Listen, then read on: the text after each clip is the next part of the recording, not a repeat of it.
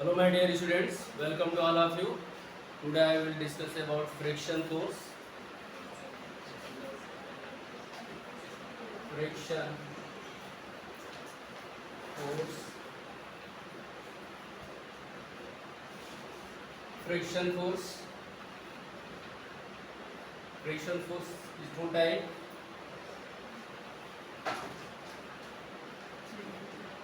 External friction force. External friction force. Next है internal friction force.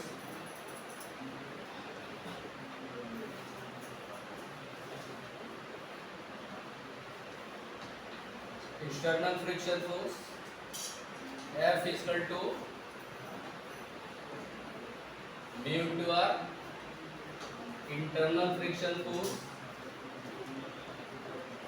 plus minus eta A dV by dx. देखो बेटा ये जो internal friction force है इसी को हम लोग विस्कस फोर्स भी बोलते हैं। जो लिक्विड के जो लेयर होता है उसमें ऑपरेट होता है ये, इसी को हम लोग इंटरनल फ्रिक्शन फोर्स बोलते हैं। और जो लिक्विड ज़्यादा विस्कस होता है उसमें फ्रिक्शन फोर्स ज़्यादा होता है। It means that the friction which operate in the liquid that is called internal friction force. And the friction will be operate between the two rotating body or flipping body, that is called external friction force. Like देखो यहाँ पे अगर एक block है और इस block पे हम अगर फोर्स लगा रहे हैं और ये रफ सरफेस है, यहाँ पे जो फ्रिक्शन फोर्स है और इसका मास जो है mg है और नॉर्मल रिएक्शन फोर्स आर है। अगर यहाँ पे अप्लाइड फोर्स हम लोग लगा रहे हैं, इधर फ्रिक्शन फोर्स काम करता है, फ्रिक्शन फोर्स जस्ट अपोजिट काम करता है, इधर एफ आर काम करेगा। तो एफ आर की जो वैल्यू है म्यू इंटू आर होता है, याद रखिएगा। ये जो फ्रिक्शन फोर्स है, external friction force nature of surface के ऊपर डिपेंड करता है एंड नॉर्मल रिएक्शन के ऊपर डिपेंड करता है, याद रखिएगा। ये R जो है नॉर्मल रिएक्शन फोर्स है, ये R mg के इक्वल है। कोई जरूरी नहीं है कि R जो है ऑलवेज mg पी रहे, R की वैल्यू चेंज होती रहती है सिचुएशन टू सिचुएशन। अब देखो बेटा यहाँ पे इसको हम लोग क्या बोलते हैं, ईटा को फ्रिक्शन कोफिशिएंट बोलते हैं, विस्कस कोफिशिएंट बोलते हैं। और ये क्या है, एरिया की। इसकी जो वैल्यू है ये फ्रिक्शन कोफिशिएंट के ऊपर भी डिपेंड कर रहा है, इंटरनल फ्रिक्शन फोर्स, और एरिया के ऊपर भी डिपेंड कर रहा है। और इसको हम लोग बोलते हैं वेलोसिटी ग्रेडियंट। तो वेलोसिटी ग्रेडियंट के डायरेक्टली प्रोपोर्शनल होता है internal friction force. Internal friction force velocity gradient dv by dx, that is known as velocity gradient. आइए हम लोग देखते हैं, बात करते हैं external friction force. External friction force की कैरेक्टरिस्टिक्स क्या है।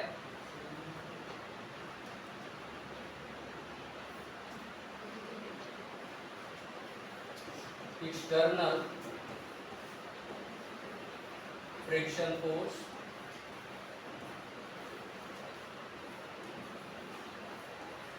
कैरेक्टरिस्टिक्स नोट करते जाए। It is always oppose the relative motion.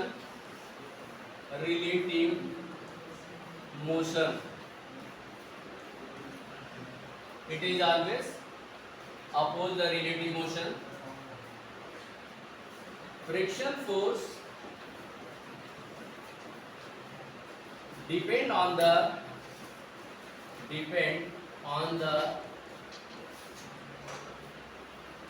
nature of the surface, nature of the surface nature of surface के ऊपर डिपेंड करता है। Next friction force depend on the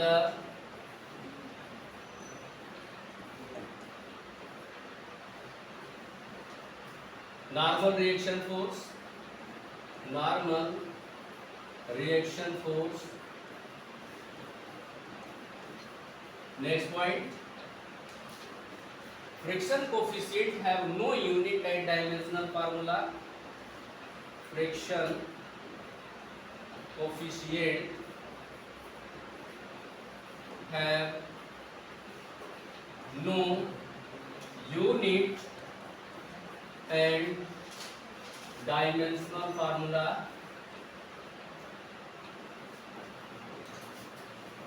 Dimensional formula क्यों? देखिए यहाँ पे फ्रिक्शन फोर्स है म्यू इंटू आर है, म्यू इक्वल टू क्या हो जाएगा भाई, F by R. F is the also force, R is the also force. Dimensionless हो जाता है, याद रखिए friction coefficient. Next, friction force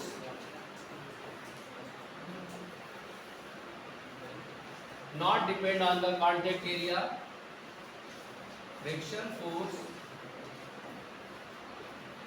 not depend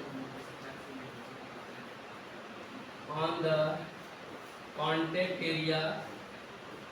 Contact area, contact area के ऊपर डिपेंड नहीं करता, इसका याद रखना. कांटेक्ट एरिया के ऊपर, एरिया को बढ़ा दिया जाए घटा दिया जाए,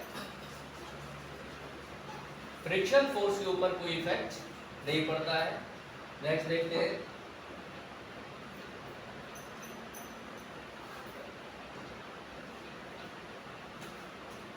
according to modern scientist, according to modern scientists,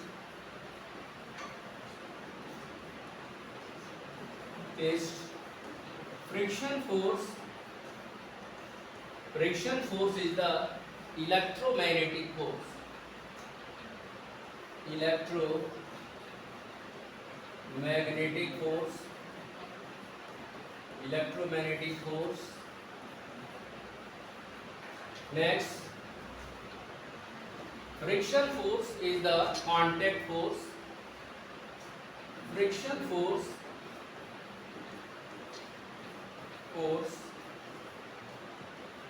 is the contact force.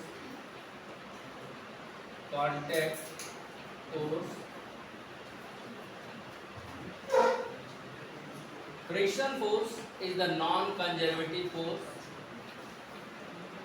Friction force is the non-conservative force.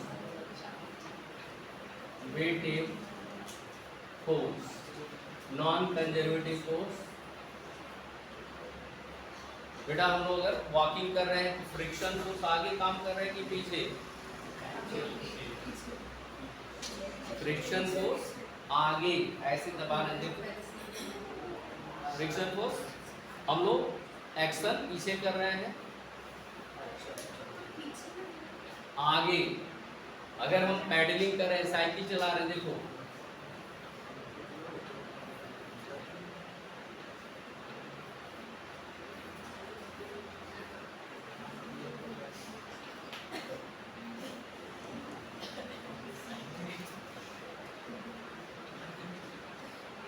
बेटा जो है इस व्हील पे फ्रिक्शन फोर्स आगे काम कर रहा है कि पीछे?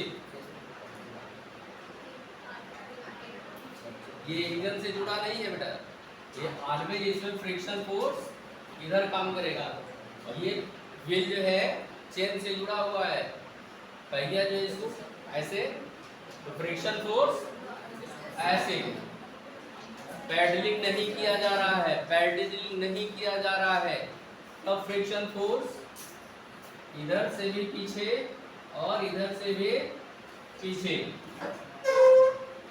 जब पैडलिंग करते हैं अगले पहिए पे पीछे की ओर और पिछले पहिए पे आगे की ओर। पैडलिंग बंद कर दिया, दोनों पीछे की ओर, याद रखना है ना। फिर जो है आइए हम बात करते हैं next type of friction force.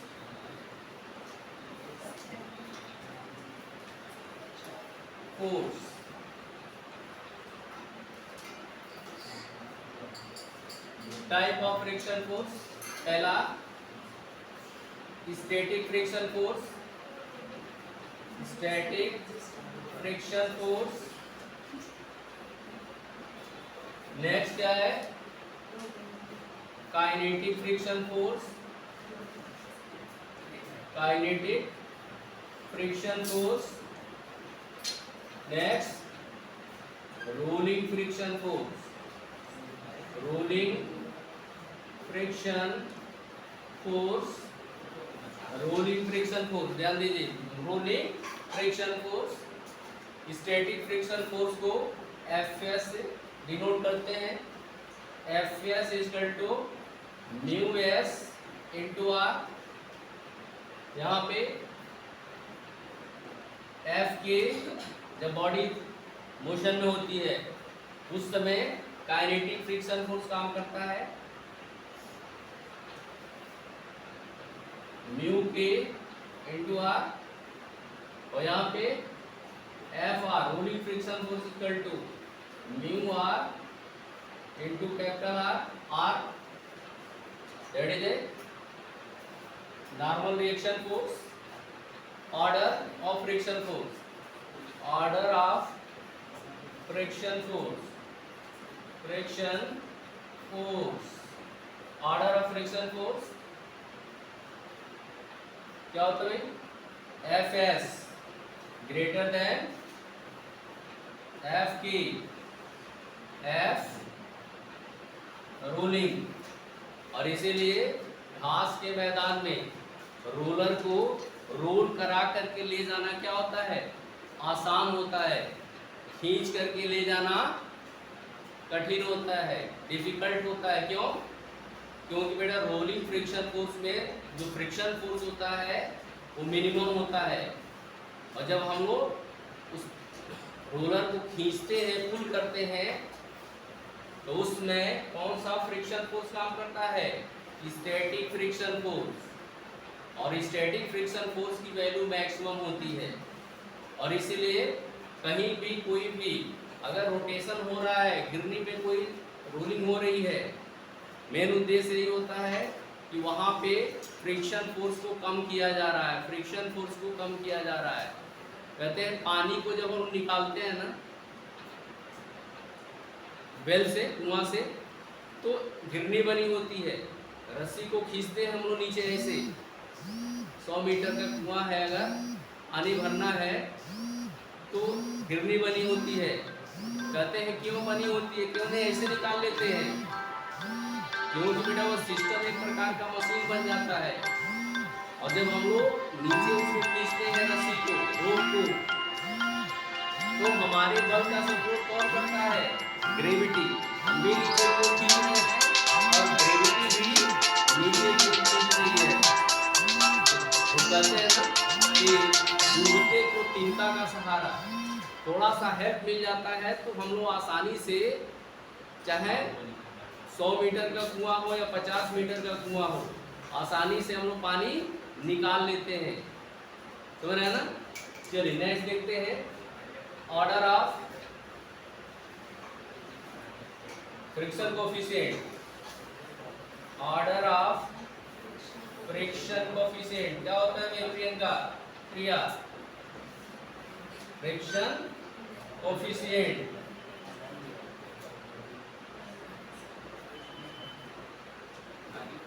Mu S, mu K, mu R. फिर यहीं पे tan theta S equal to mu S, tan theta K equal to mu K, tan theta R equal to mu R. ना। अभी हम लोग बात करते हैं static friction force.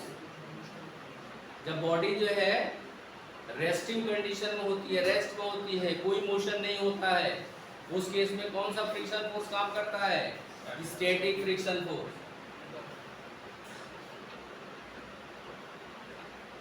Static friction force, friction force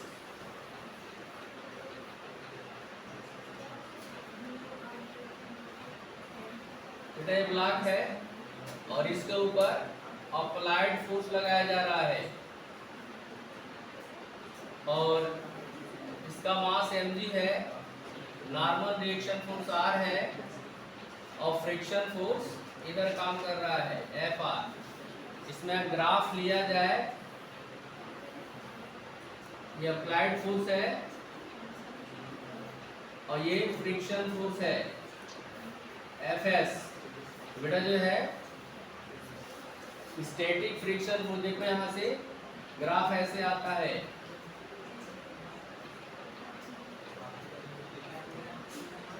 इसी को हम लोग क्या बोलते हैं? FL बोलते हैं, लिमिटिंग फ्रिक्शन फोर्स। तो यहां से लेकर के यहां तक बॉडी में कोई मोशन नहीं हो रहा है, याद रखना।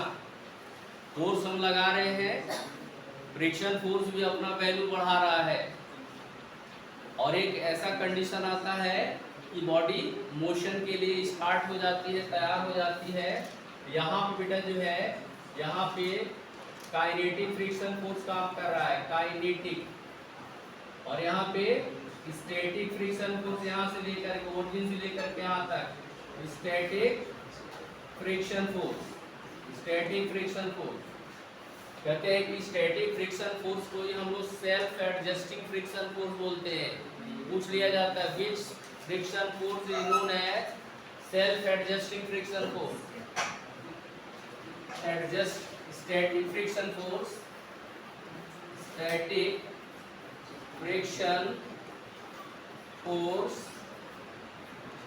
is known as self adjusting friction force, self adjusting friction force, self adjusting friction force, याद रखना self adjusting friction force। फिर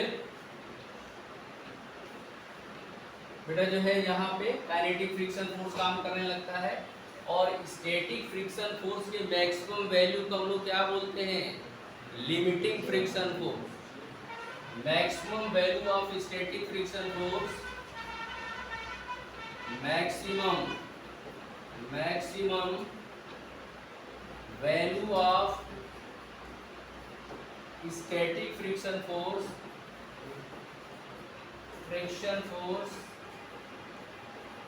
is known as limiting friction force, limiting friction force, limiting friction force। कहते बड़े question पूछा जाता है competition में कि ठेला गाड़ी को खींचना आसान होता है, पुलिंग और पुशिंग? पुलिंग, वाई देख लो इसको, हो गया इतना।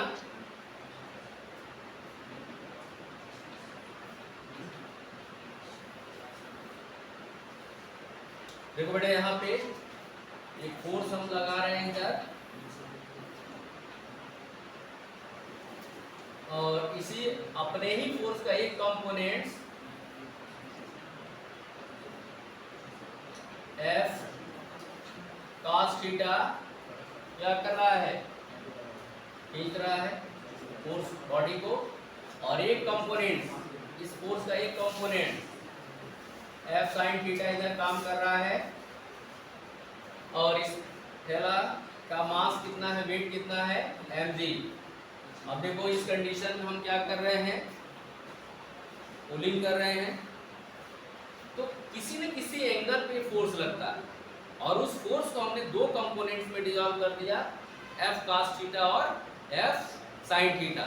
एफ cos थीटा हमारे ही फोर्स का एक कंपोनेंट इस बॉडी को आगे की ओर खींच रहा है और हमारे ही फोर्स का एक कंपोनेंट इसको क्या कर रहा है, ऊपर उठा रहा है। तो ये क्या हो रहा है, इजी हो रहा है। यहीं पे देखिए, अगर इस केस में बेटा ऐसे फोर्स लगाया, ऐसे पुश कर रहे हैं, यहाँ पे एक कंपोनेंट्स एफ cos थीटा आगे बढ़ा रहा है और एक कंपोनेंट्स एफ sin थीटा इसको क्या कर रहा है, नीचे की ओर प्रेस कर रहा है। आसान कौन है भाई, ये वाला केस कि ये वाला केस, ये वाला केस। तो लिख लीजिएगा, pulling is easier than pushing, pulling is easier than, pulling is easier than pushing, pulling is easier than pushing. Next देखते हैं,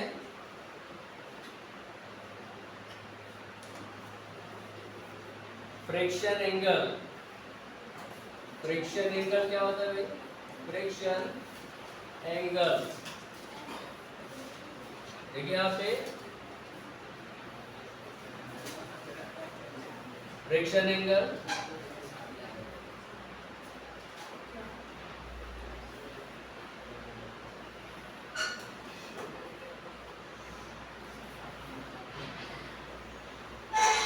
यहाँ पे फ्रिक्शन फोर्स काम कर रहा है एफ आर और दोनों के रिजल्टेंट जो है आर और एफ आर है, इसका रिजल्टेंट जो है इसी को हम लोग फ्रिक्शन एंगल बोलते हैं बेटा।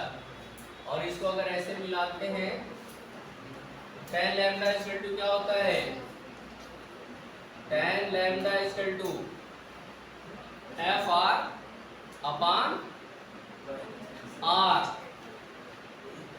Perpendicular upon base. F R ये वेक्टर है, ये वेक्टर इसके इक्वल होगा F R upon are.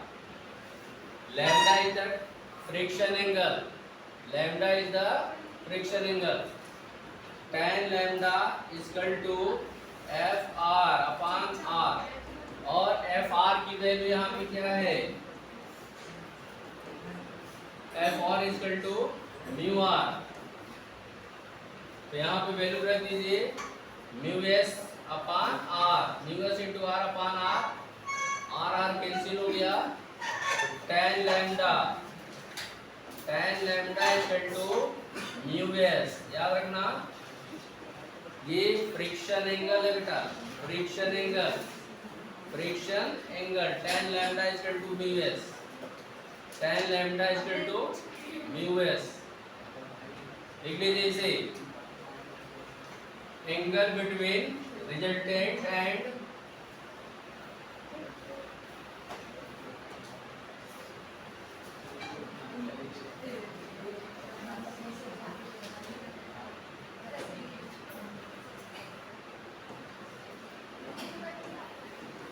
Angle between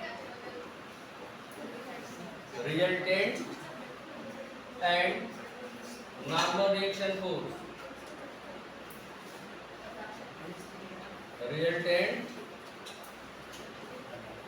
resultant and normal reaction force, normal reaction force is called friction angle, friction angle, friction angle।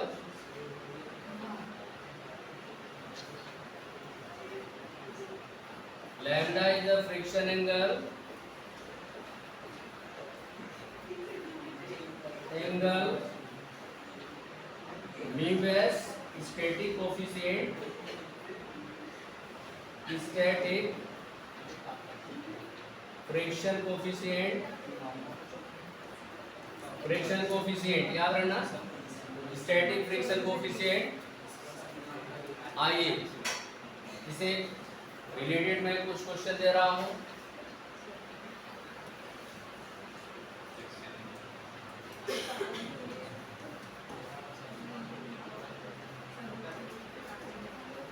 Which of the following not characters, which of the following is not properties of friction force?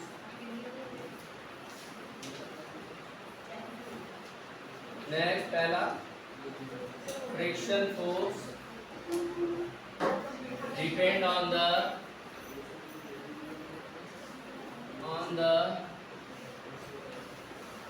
nature of surface, nature of surface.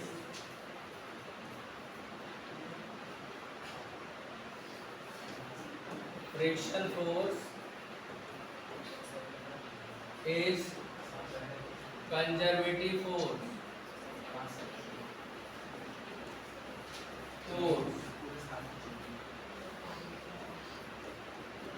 Friction force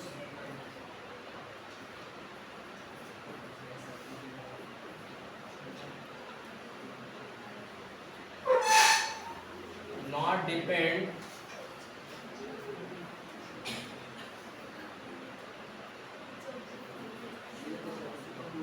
on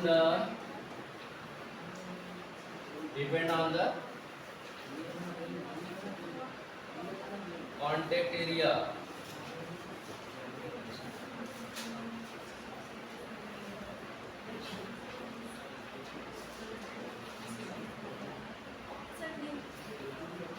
It is a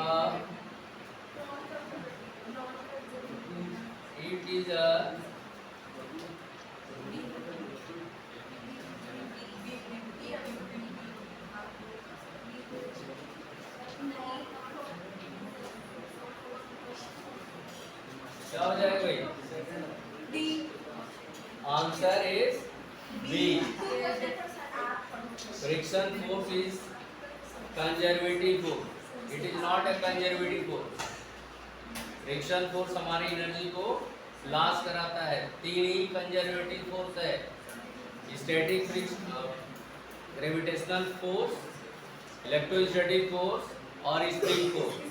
इसके अलावा कोई भी field या force conservative नहीं है। Correct answer है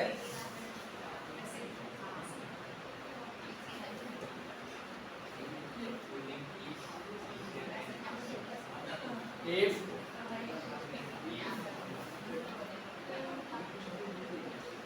contact area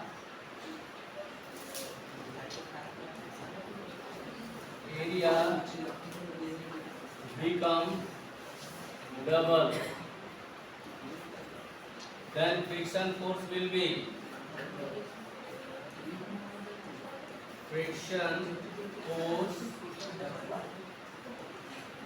be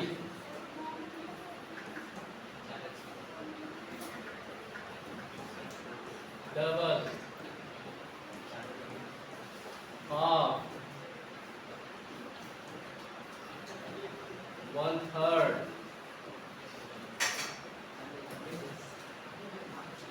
D, no effect,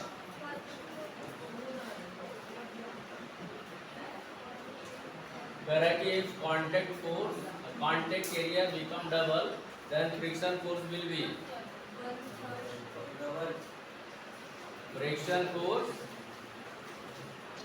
के ऊपर कोई इफेक्ट नहीं होता है। जो मैंने लिखाया है नो इफेक्ट, नो इफेक्ट।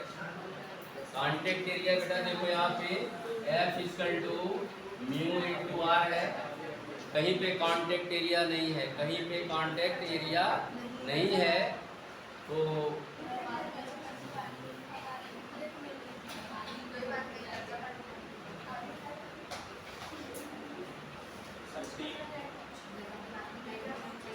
चलिए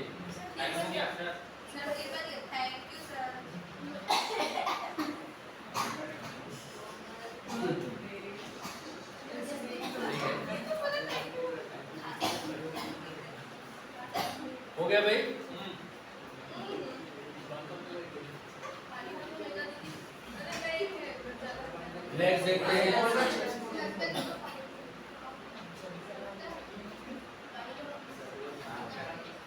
यूनिट ऑफ फ्रिक्शन फोर्स में बी पहला unitless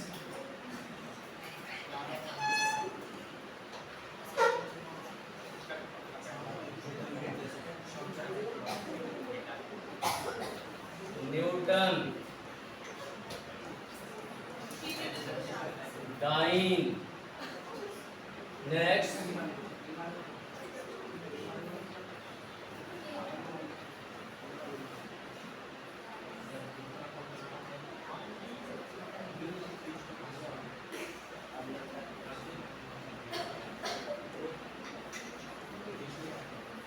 all of this answer बताओ भाई